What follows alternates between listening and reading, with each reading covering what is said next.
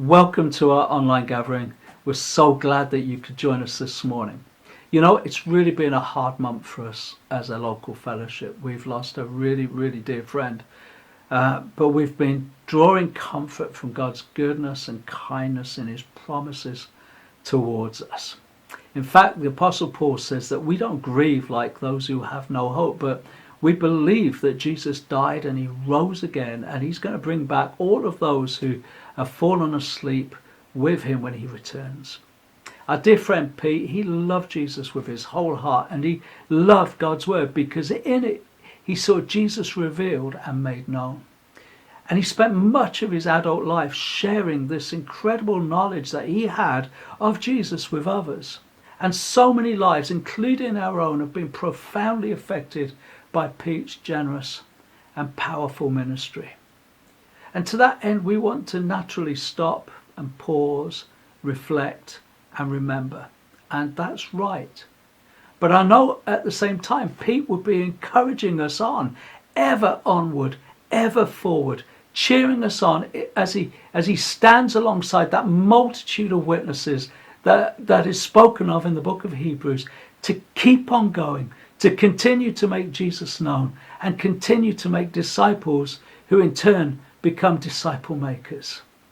So this morning we're going to carry on our journey through the book of Acts as part of our Unquenchable series. But before we do that, we're going to ask the Holy Spirit, our teacher, our guide, our helper and our comforter, to come alongside us this morning and help us as we seek to be more like Jesus. So I'm going to pray. Father, I pray this morning that you would do exactly that. You would come alongside us this morning, that you would comfort us where we need comfort, that you would help us where we need help, that you would teach us where we need to be taught, that you would lead us where we need to be led. I pray, Holy Spirit, that you would reveal Jesus to us, and that Jesus in us, the hope of glory, would make a difference in our communities, in our families and in our neighborhoods. And I pray, Lord God, that you would establish in us, even this day, a hunger and a thirst for you and for your word as we follow after those who have gone before. In the name of Jesus, amen. Amen. Enjoy the rest of the service, and I'll speak to you a little bit later on. Bye-bye.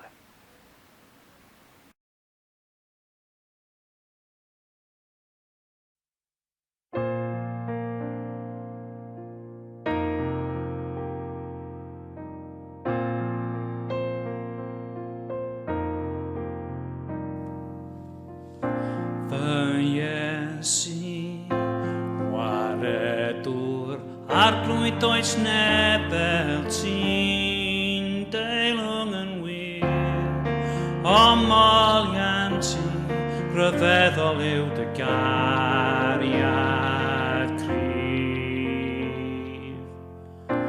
Fy ngysur, fy nghysgod, ti yw fy nodd amnedd, popeth sy'n bod o dan y rhod, uned yw addolief.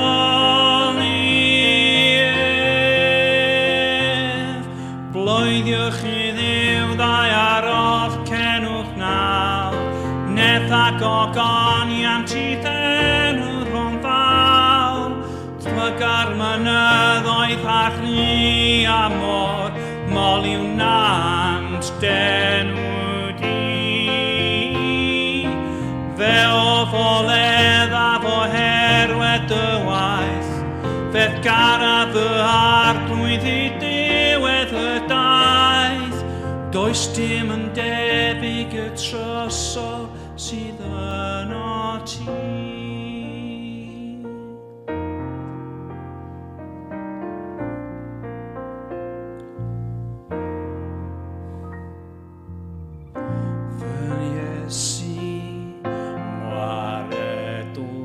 Arglwydd oes nebel ti'n deilwng yn wir, omolian ti, rhyfeddol yw dy gariad gryf.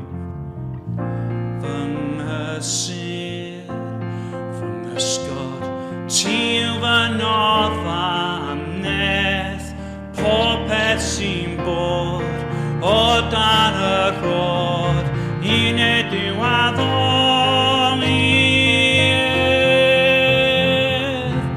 Bloeddiwch i Dduw ddau arall, cenwch nawr, neth ac ogoniant i ddenw rhonddaw, plyga'r mynyddoedd a chni a mor, moliw nant denw di.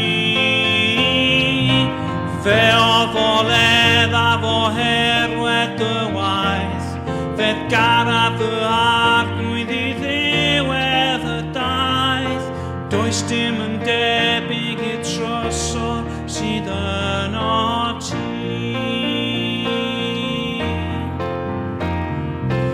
Bloeddiwch i Dduw ddau arall, cenwch nawr, neth ac ogoniant i ddenw rhonddaw, plyga'r mynyddoedd a chni a mor, moliw nant denw di.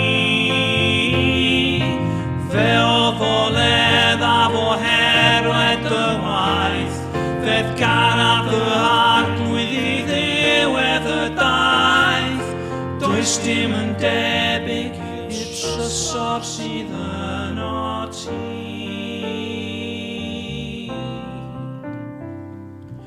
Does dim yn debyg i'r trysor sydd yno ti.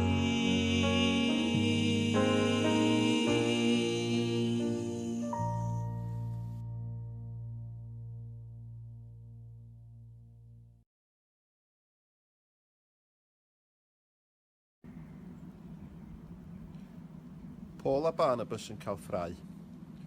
Ar ôl i dipyn o amser fynd heibio, dyma Paul yn deud wrth Barnabas, gad i ni fynd yn ôl i ymweld â'r credinwyr yn y lleoedd hynny, lle buon ni'n cyhoeddi neges yr arglwydd, i weld sut maen nhw'n dod yn ei blaenau. Roedd Barnabas am fynd, ond roedd eisiau mynd â Ioan Marc gyda nhw hefyd. Ond roedd Paul yn gwbl benderfynol na ddylai gael mynd, am fod Marc wedi troi ei gefn arnyn nhw yn Pamffilia, a heb gario ymlaen gyda nhw yn y gwaith. Aeth hi'n gymaint o ffrau rhyngddyn nhw, nes iddyn nhw wahanu. Dyma Barnabas yn hwylio i Cyprus gyda Marc, a Paul yn dewis Silas i fynd gyda go. Ar ôl cael eu cyflwyno i ofal yr arglwydd gan y credinwyr eraill, dyma nhw'n teithio drwy Syria a Cilicia yn cryfhau'r eglwysi.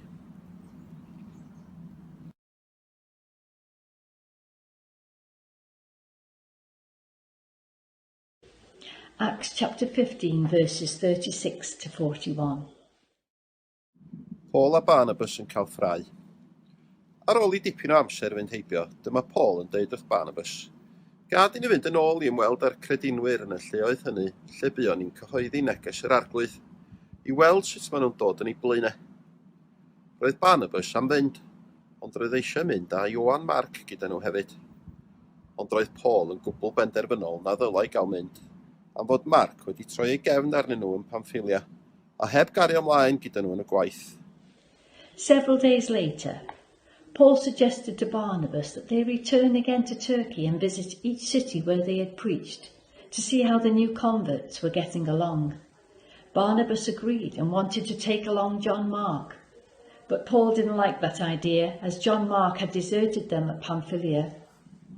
Aeth hi'n gymaint o ffrau rhyngddyn nhw, nes iddyn nhw wahanu. Dyma Barnabas yn hwylio i Cyprus gyda Marc, a Paul yn dewis Silas i fynd gyda go. Ar ôl cael eu cyflwyno i ofal yr arglwydd gan y credinwyr eraill, dyma nhw'n teithio drwy Syria a Cilicia yn cryfhau'r eglwysi. Their disagreement over this was so sharp that they separated. Barnabas took John Mark with him and sailed for Cyprus, while Paul chose Silas, and with the blessing of the believers, they left for Syria and Cilicia to encourage the churches there.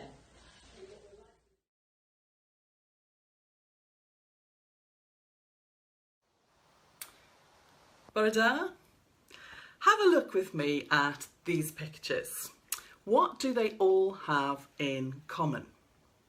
Now, some of you younger folk might not even recognise some of these people.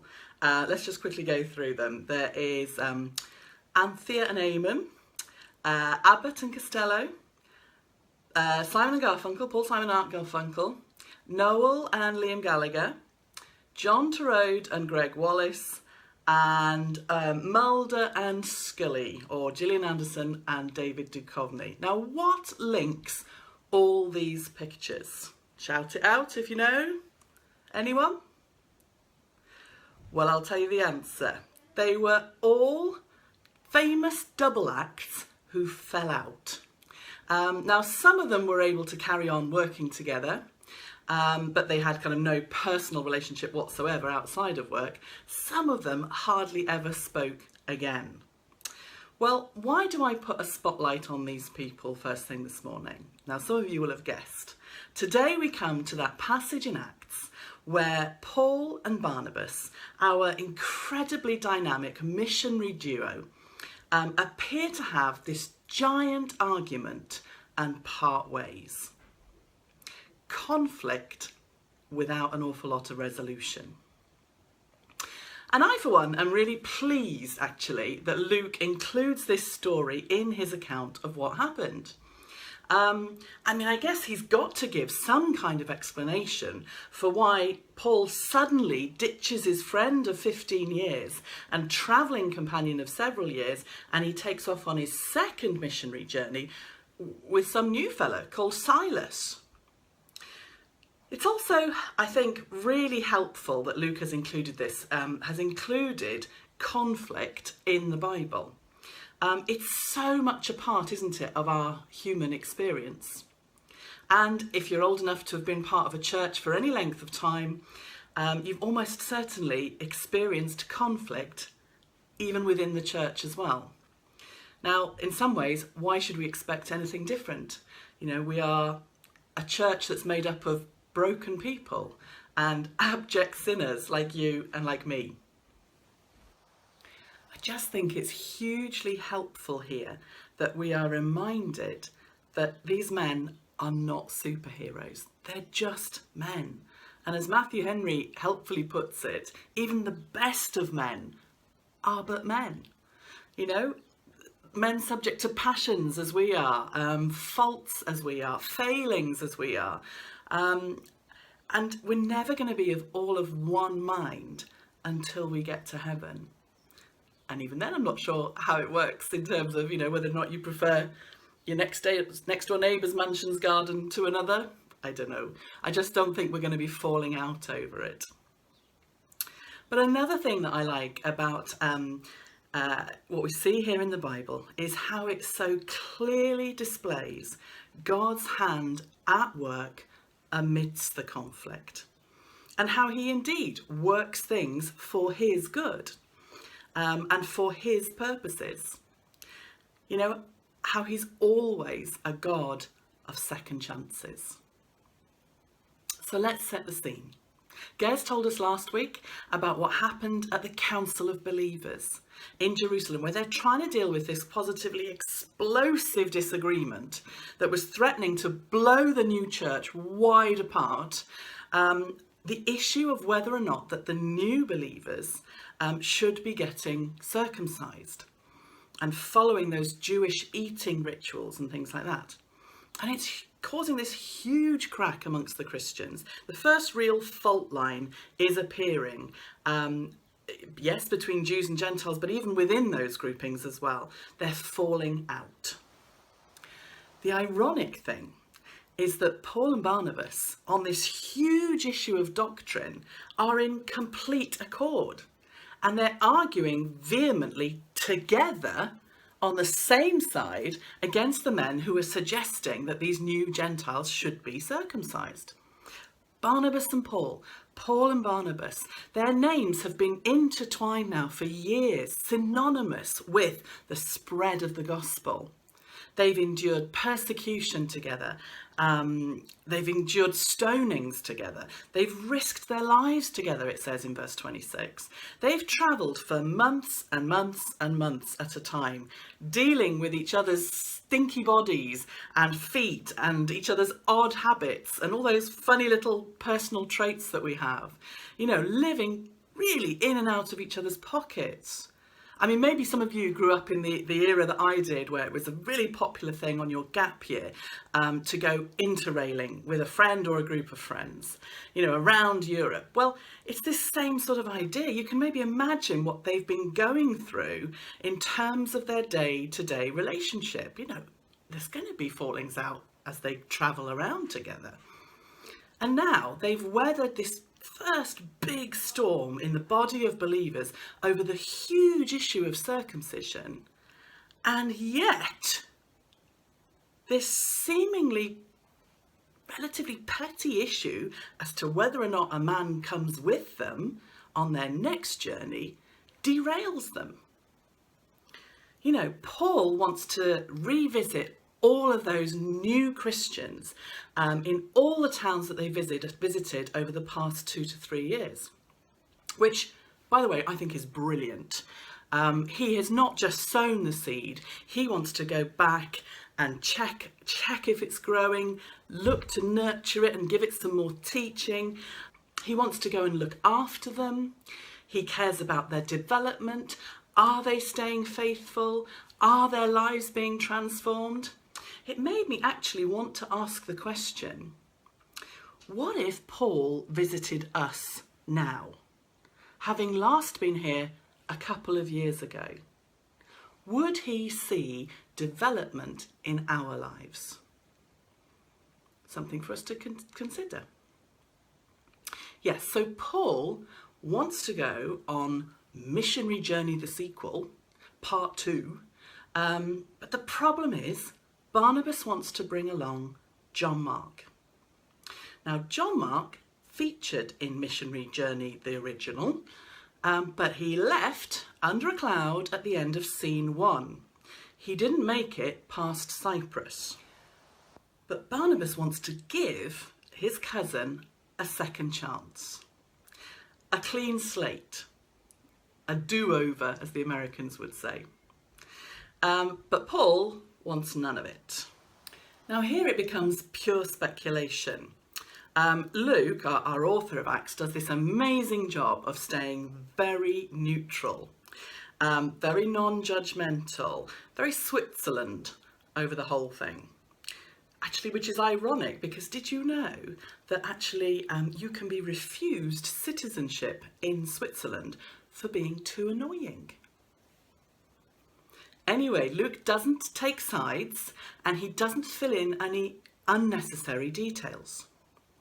You know, was John Mark too young and too immature first time round? You know, was the whole missionary journeying not what he expected? Was it much harder in Cyprus than he expected? Was he homesick or seasick, inexperienced or lazy? Had he been completely terrified by what he'd seen with Elymas the sorcerer in Cyprus, you know, under that sort of satanic influence, and just fearful of the opposition that they were encountering? We just don't know. We can only come up with suggestions. However, one thing I do know is that there's always two sides to every argument.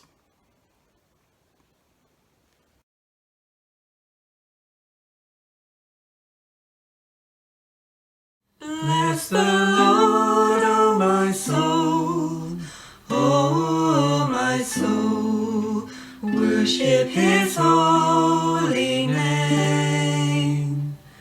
Sing like never before, O my soul, I'll worship your holy name.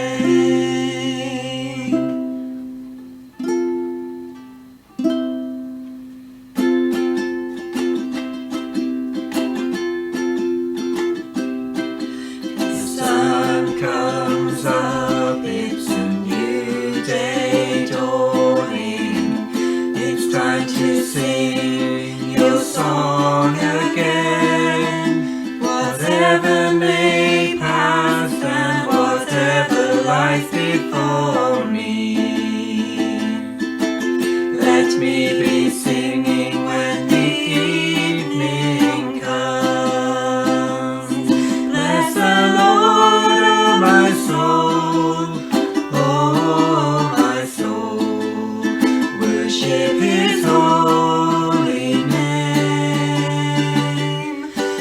sing like never before. Oh, my soul, I'll worship your holy name.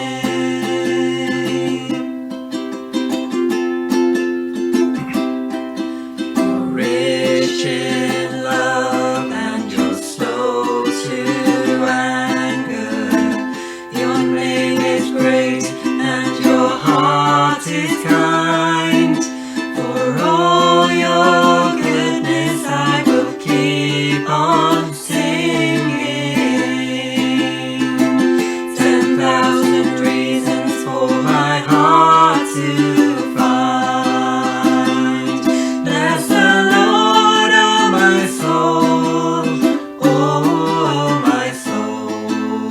Worship his holy name. Sing like never before. Oh my soul, I'll worship your holy name.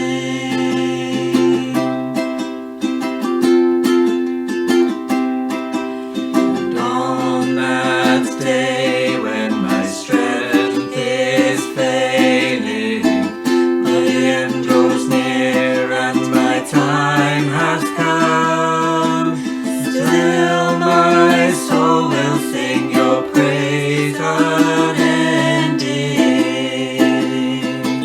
10,000 years and then forevermore. Bless the Lord, oh my soul, oh my soul. Worship his holy name. Sing like never before. Oh my soul, I'll worship your holy name.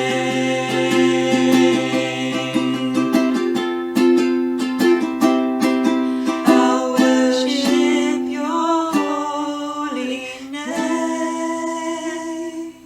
Yes, I'll worship your holy name.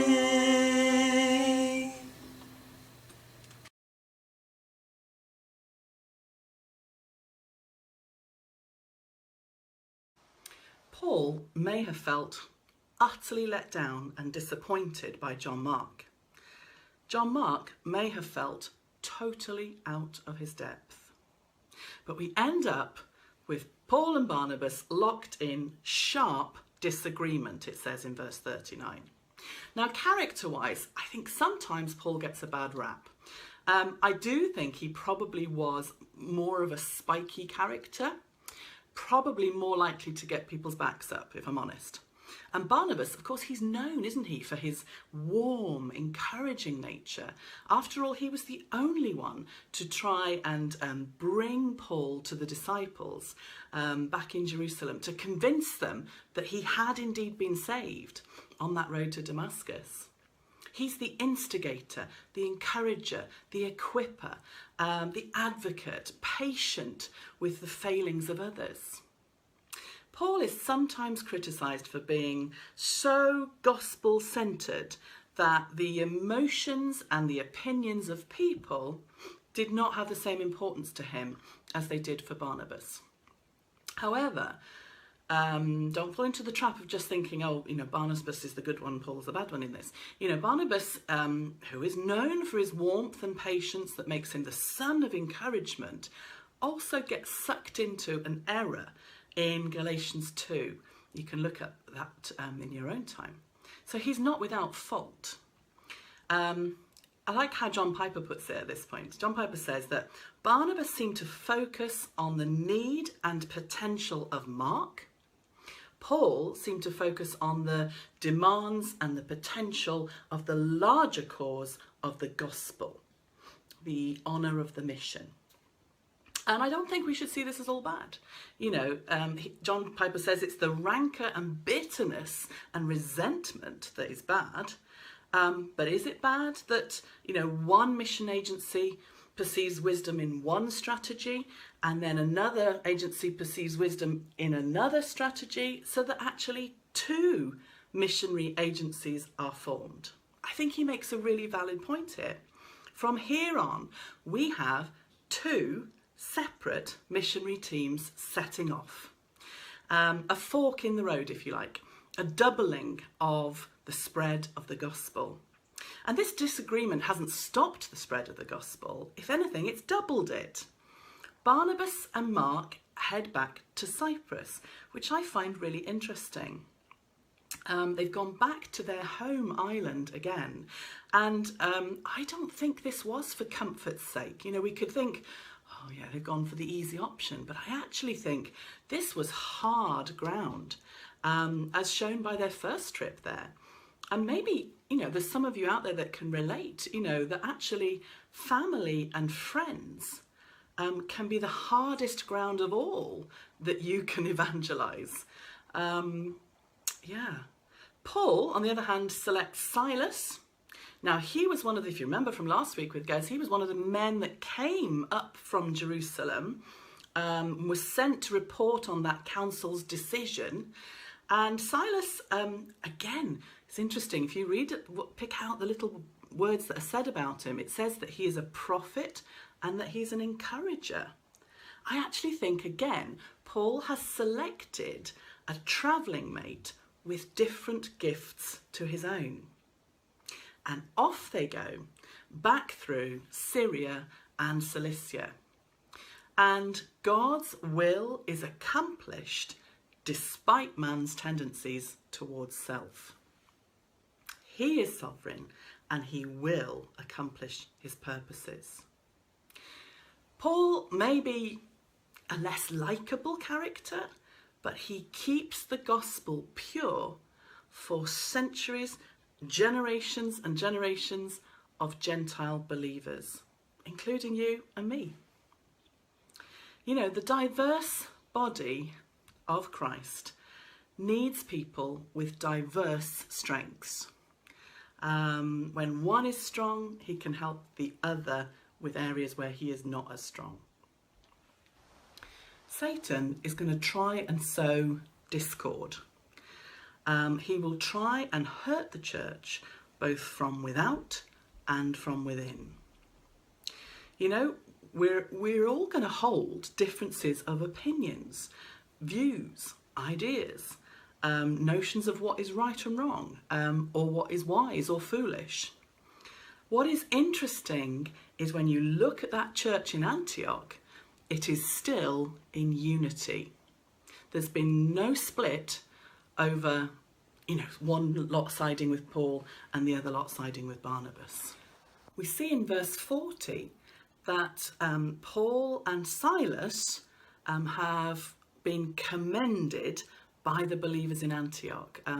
There's no such mention of Barnabas and John Mark, which might hint just a little clue as to who the church supported. But the story arc now follows Paul and Silas from here. There's no more mention of Barnabas in Acts, but God is not finished with Barnabas or John Mark yet. So Barnabas, we do get several mentions of Barnabas again later in Paul's letters, just not in Acts. He's mentioned as part of a team that went to Jerusalem with Titus in Galatians. Now that was within the same year as this split in AD 49, so we're not sure if that occurred before or after the split. But, and this is the important one, in 1 Corinthians 9 verse 6, we have Paul associating himself again with Barnabas, saying that they both had the right to be supported while teaching the gospel. And the crucial thing here is that that was written 5 years after they split in Acts 15. So they are definitely back in contact. Have a look at that passage, by the way, in 1 Corinthians 9. It's got a lovely point, which you might not have seen before, about taking your believing wife along with you on the journey like Peter's doing. And then what about John Mark? Well, whatever Paul previously thought of John Mark, he definitely comes to regard him differently over time. Mark, as he becomes known, matures and proves himself in gospel ministry. And after kind of Barnabas takes him under his wing, then along comes Peter, who really takes Mark and disciples him and develops such a strong bond with him that Peter refers to him as a son. And then with time, we get Paul asking the Colossians, people of Colossae, to welcome Mark in Colossians 4:10. And after 10 years, he is calling him a fellow labourer.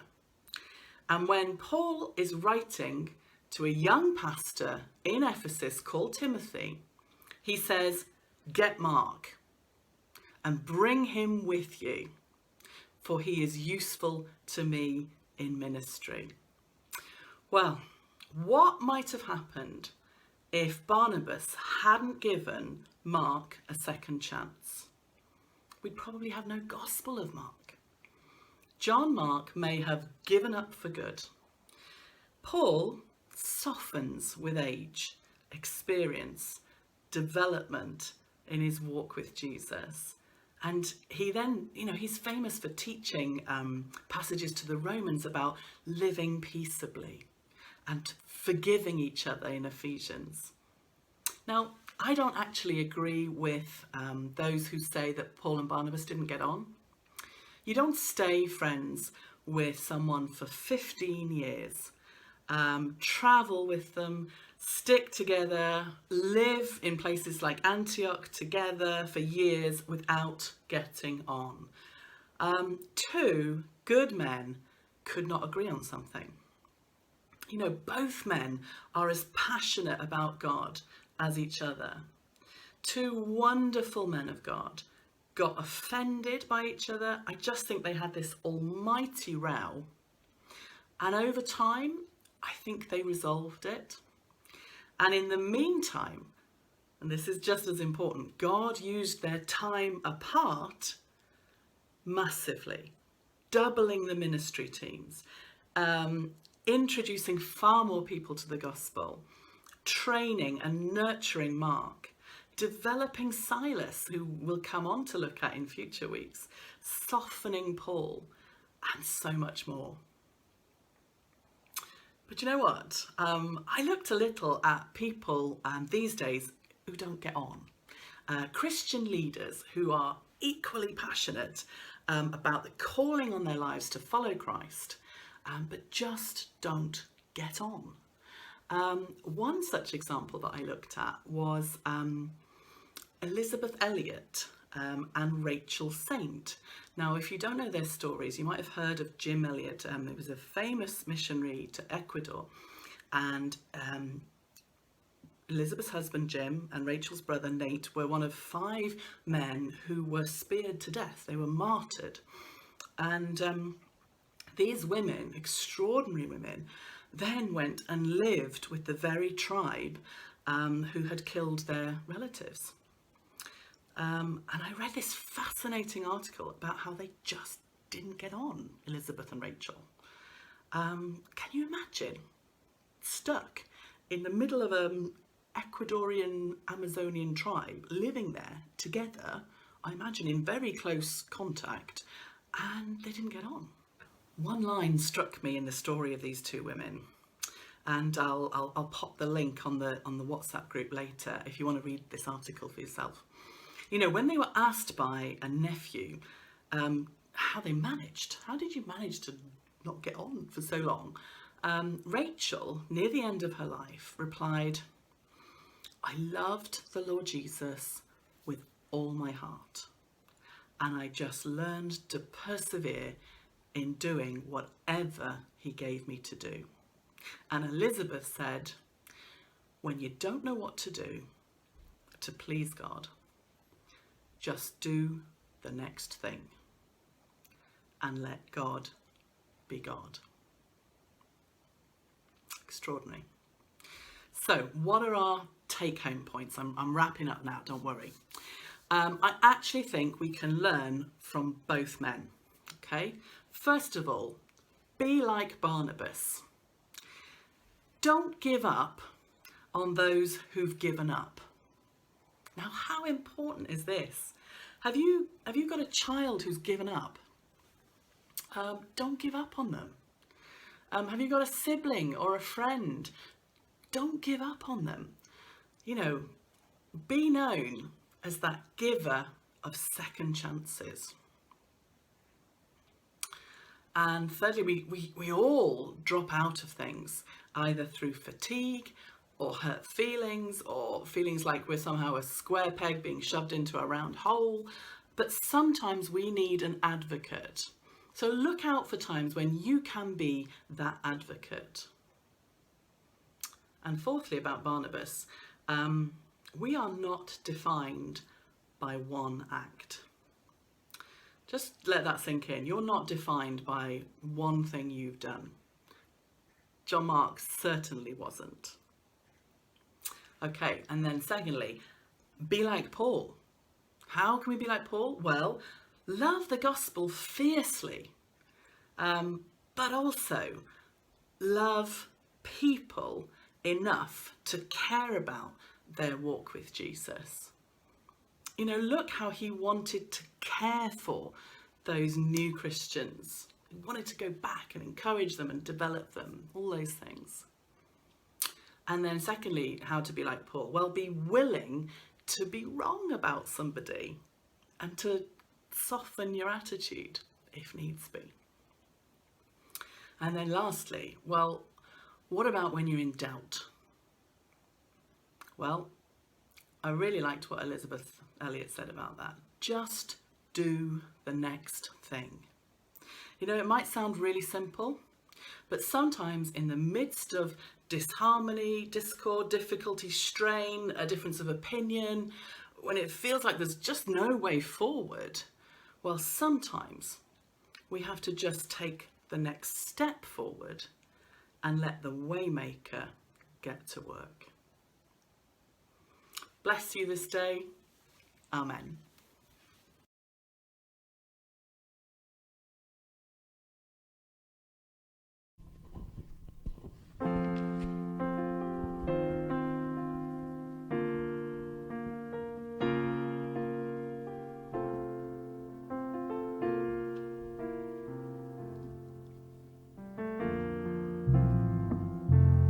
There is none like you. No one else can touch my heart like you do. I could search for all eternity long and find there is none like you. There is none like you. No one else can touch my heart like you do. I could search for all eternity long and find there is none like you. Your mercy flows like a river wide, and healing comes from your hand. Suffering children are saved.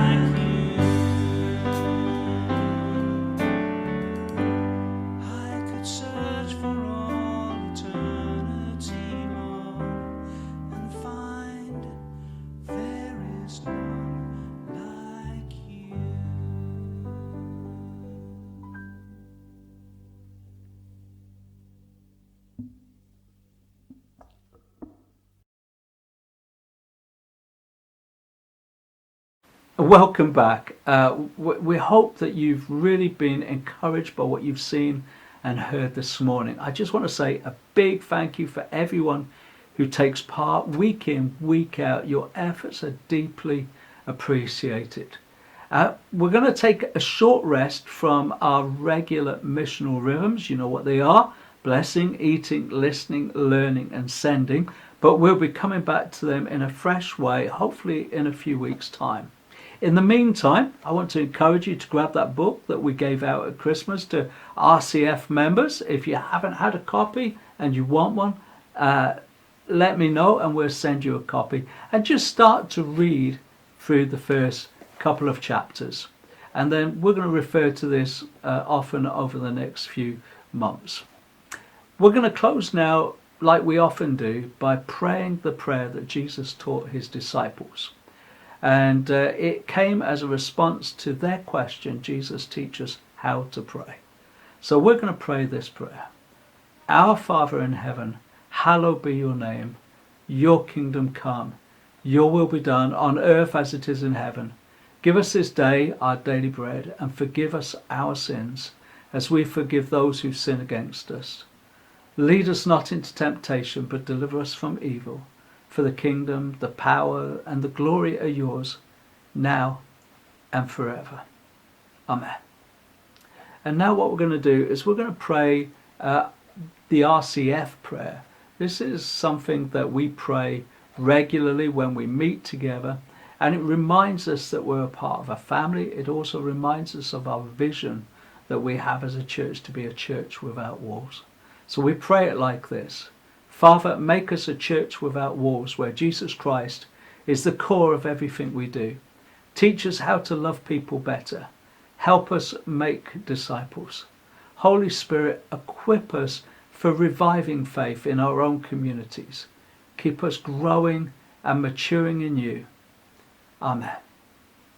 And now we're going to say the grace together. The grace of our Lord Jesus Christ, and the love of God, and the fellowship of the Holy Spirit be with us all, evermore. Amen. Bless you all, and we look forward to seeing you very soon next week. Bye-bye.